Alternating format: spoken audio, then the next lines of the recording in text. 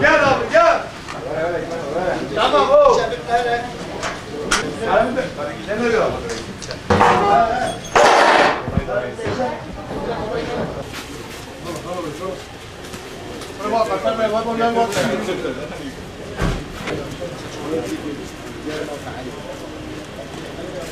Rüzgar kopuştu bana yüzüne bir kişi ne?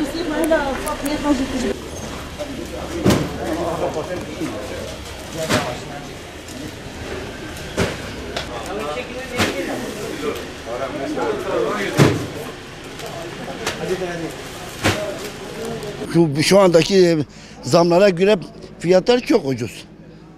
8 milyon, dolma 15 milyon, 10 milyon fiyat değil. Satılmıyor.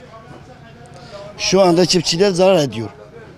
Belki şu anda topluma söylersen çok pahalıdır. Çok fiyatları yüksektir ama sen bana sorarsan şu anda çiftçiler kar etmiyor. Yani mazot yüzünden. Yani şu anda Kezer'e kadar gidiyor. 400-500 milyon mazot yakıyor. İşçi 500 milyon. Bir işçi 500 milyon paradır abi.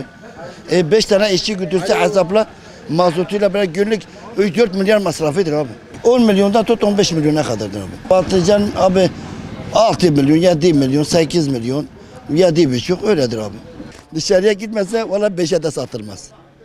Bakma yani Batman'a gidiyor biraz yani çiftçi masrafını çıkartıyor.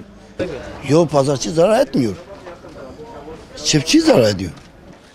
Yani devlet bu çiftçilere destek olması lazım. Katkı sunması lazım. Teşvik primleri vermesi lazım.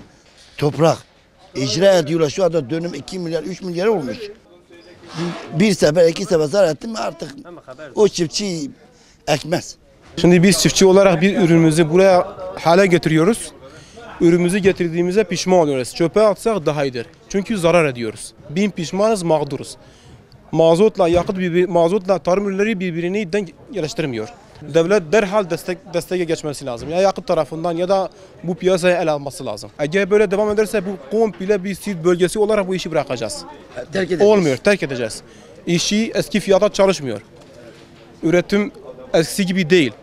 Tarım ürünleri ve gıda sektörleri kesinlikle zaten durmuş. İlaç 2 katından daha fazla olmuş. Eğer tarım devlet tarafından destek olmazsa kesinlikle bu bölgede tarım bir daha olmayacak.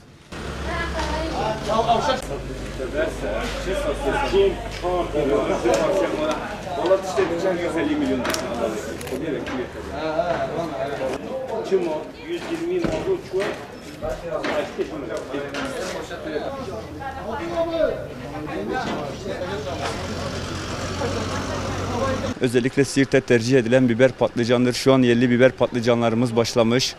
Domates de daha başlamamış. Ahlat domatesi bir hafta içinde o da başlayacak. 7-8 arası başladık. En yüksek 10 milyona kadar çıktı, çıkmadı galiba. Bu sene şimdi açılış 15 milyon. Yarın öbür gün bunlar daha da yükselecek. Yeni başladığı için ilk bugün fiyatı 13 ile 15 arası yazdık. Bir hafta kalmaz bunlar 15'in üstüne de çıkar. Bu biber şimdi Siirt'indir. Arkamızdaki büyük çuval biberler onlar Muş'undur. Genelde Siirt'in Muş, Ahlat, Adilcavaz taraflarından biber geliyor. Patlıcan da Siirt'in kendi patlıcanıdır. Hava böyle güzel devam ettiği sürece, yağmur bastırmadığı sürece kurutmalık devam edecek.